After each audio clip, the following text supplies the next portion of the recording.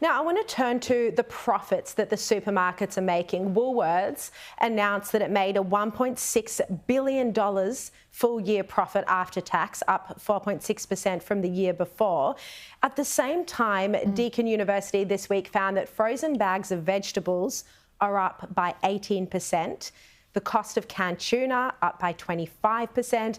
Meat and dairy prices are also up. I mean, it seems like products in the supermarket across the board are going up. So what do you think about this?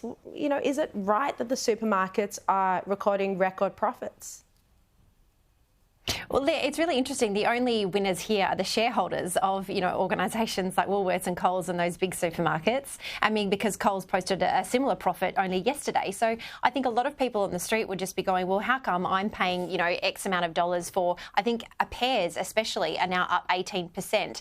Meanwhile, you speak to farmers on the ground and they're still getting the same price. They're not getting that markup at the farm gate. So it's the fact that the matter is the shareholders are getting that windfall. And of course, those CEOs come out and say, because of the fact that we need to make sure that there's wage growth and things like that, and the fact they can't get staff. That is one instance, but it goes to the wider fact that the federal government and state and territory governments really need to start looking at cost of living, because this is only going to get worse as we head into the warmer months. No, exactly. Now, Chinese President Xi Jinping arrived in South Africa. He was meant to arrive in South Africa this week for the BRICS Business Forum, but he unexpectedly skipped his keynote speech. He sent his Commerce Minister instead to speak on his behalf.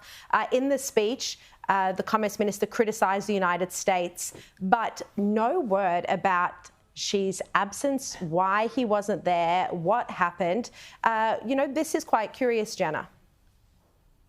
So curious. And when it comes down to it, I think it's really interesting. If we've got one person on the case to what's going on in China, you, Ms. Markson, should be on it, because we also found out this week that the first, commercial jet from North Korea landed in Beijing this week. So I think we need to get to the bottom of what exactly is going on. But just back to that speech, I thought it was absolutely galling when they're talking about, the hegemony of the United States and things like that. And they just want to have, an environment that is free and open.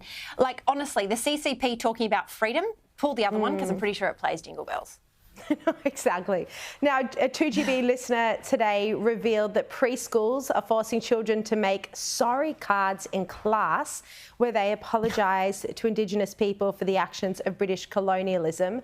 According to 2GB, one card read, "Sorry for hurting you, sorry for hurting your land." Another, this is a listener, Kim, told Chris O'Keefe her 4-year-old grandchildren who made the cards were quite distressed. Do you think that this is a bit young to be having to say sorry for actions in the past?